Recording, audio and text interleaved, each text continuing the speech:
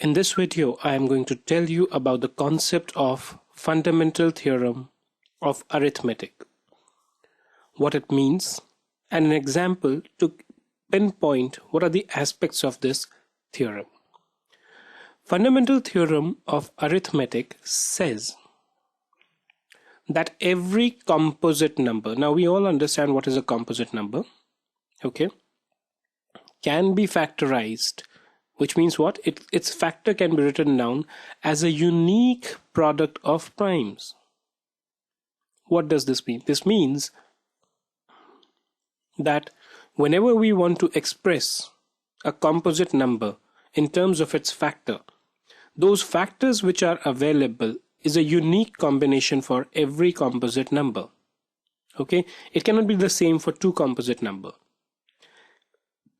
except for the order in which prime occurs.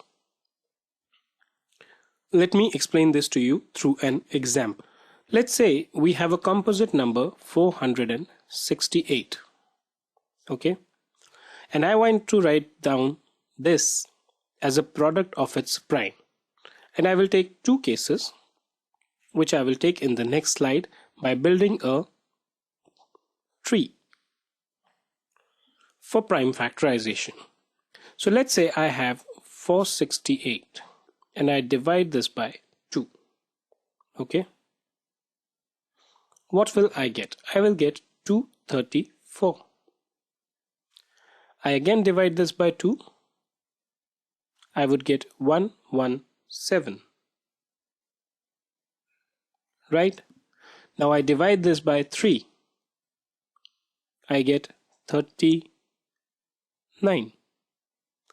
I again divide this by 3. I get 13. And then I divide this by 13. Okay. I get 1. Or in other words, I can also write 468 as 2 times 2 times 3 times 3 times 13. Or simply 2 square into 3 square into 13. Should we just put down these values in the first equation that we saw? So we will have 468 as 2 square into 3 square into 13. Right? Now let me do the prime factorization of 468 again, and probably I'll do it in a different manner this time around. So this time what I do is I write 468 and I divide this by 13. So I get 3, 6. Right? That's what you'll get when you do the division. Now I divide this by 3 and I get 12. I again divide this by 3. I get 4. Divide by 2. I get 2. I divide it by 2. I get 1. So this time again 468 can be written as 13 times 3 square times 2 square. Right? 13 times 3 square times 2 square. Let's put this value in the original equation that we had.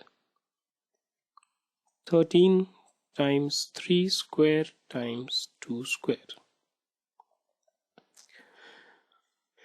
Now if you notice, in both these situations we have 13 over here, you have 13 over here, we have 3 square over here, you have 3 square over here, you have 2 square over here, you have 2 square over here. Now let's see the equation. The equation says that for every composite number, which is 468 in our example, can be factorized, means what? Can be written down as a product of its prime numbers as a unique product of primes.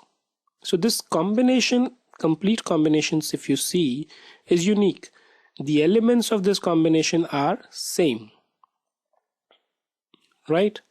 Except for the order in which the prime occurs. What does it mean? Here you had starting 13. Here you had 13 towards the end. 3 square incidentally happens to be in the middle in both the cases. 2 square in the beginning, 2 square in the end.